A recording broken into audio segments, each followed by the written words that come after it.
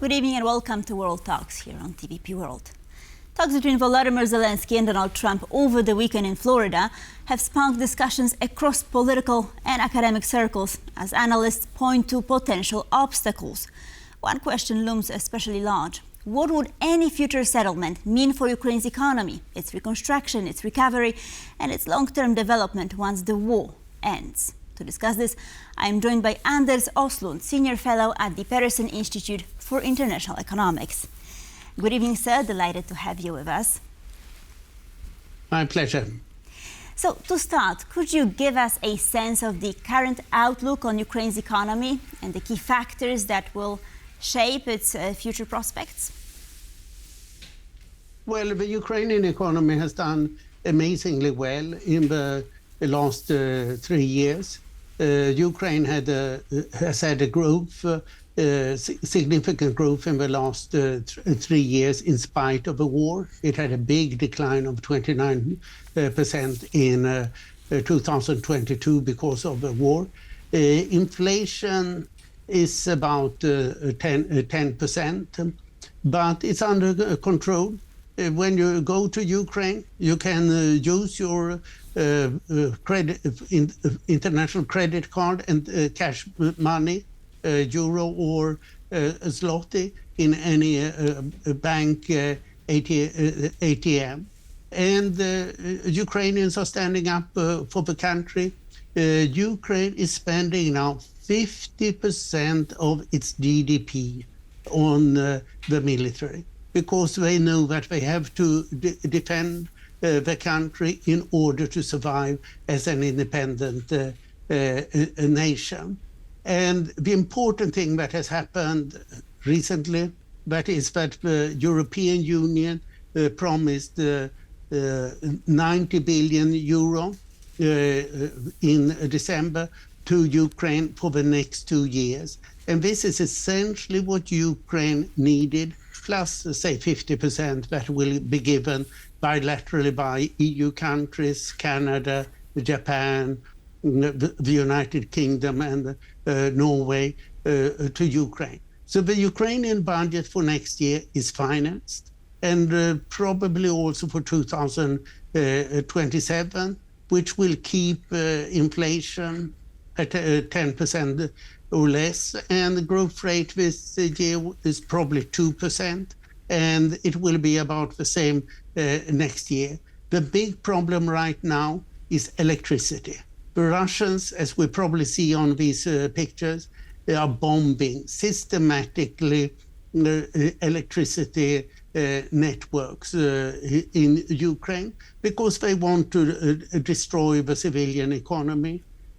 Shipping works perfectly through the Black Sea, thanks to Ukraine having defeated the Russian Black Sea Navy without a navy of its own.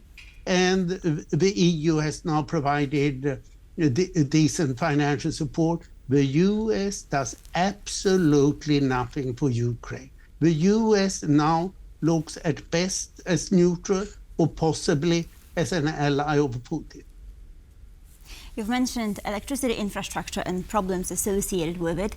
So before speaking of Volodymyr Zelenskyy, Donald Trump spoke on the phone with Vladimir Putin, right? And Trump says Russia has offered to help with post-war reconstruction and, in his words, wants to see Ukraine succeed. Now, this claim gives me pause. I mean, should Russia have any role in rebuilding a country whose infrastructure it has been systematically destroying? And if so, then under what conditions?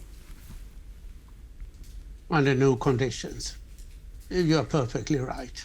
This is so dumb that you could only hear it from Trump or Putin himself. Trump in every way behaves like an ally of Putin. He has put no conditions on Putin, while he has put lots of conditions on Ukraine and President Zelenskyy. Well, he wants to keep the purported U.S. ally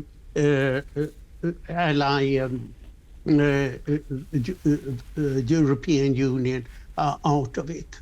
Trump behaves as he wants to see as much dictatorship and as much corruption as possible. The Trump family, according to the US newspapers, have made $4 billion since he became president. This is the greatest corruption we have ever seen in a Western country.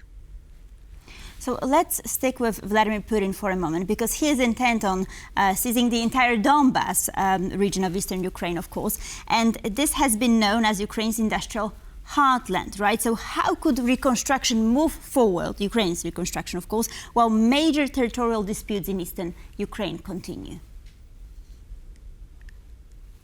Your question says it all. It can't. This is the main war zone. Ukraine has managed to defend 1/4 of the Donetsk region very well with strong fortresses.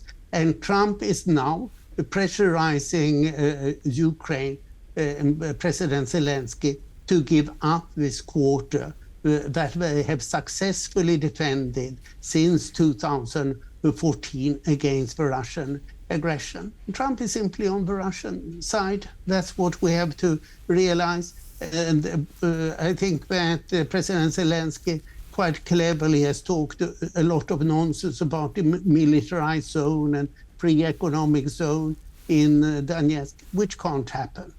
Mm-hmm. Right, but some European leaders like Ursula von der Leyen, right, said that Trump and Zelenskyy made good progress. Should European leaders be saying that? Perhaps they could take a different stance towards Trump? As you can guess, I think that the time of European leaders flattering Trump, and I don't need to name them, you know, who have done so, should be over. Trump is not behaving as an ally to Europe, is not behaving like an ally of Ukraine, then he should not be flattered or treated as an ally. Mm-hmm. Anders, so to sort of round up our discussion, right, who would finance the rebuilding of Ukraine when it comes to that, of course? Only the European Union and the private sector. The US has no role in anything of this. And if you look up on the situation today, Europe is providing all of the financing for Ukraine and also international financial organization, but much less so. And Europe is providing all of the arms for Ukraine. The US does nothing. And Europe is providing the general support for Ukraine. What Europe is not doing is standing up diplomatically. That's what I would like to see now. Europe needs to say, Trump, you are harmful, stay away, don't support Putin in this outrageous fashion. And on this note, we have to conclude. Anders Åslund, Adjunct Professor, Georgetown University, thank you so very much for joining us. Thank you very much. And thank you for watching World Talks. Please stay tuned for more here on TVP World.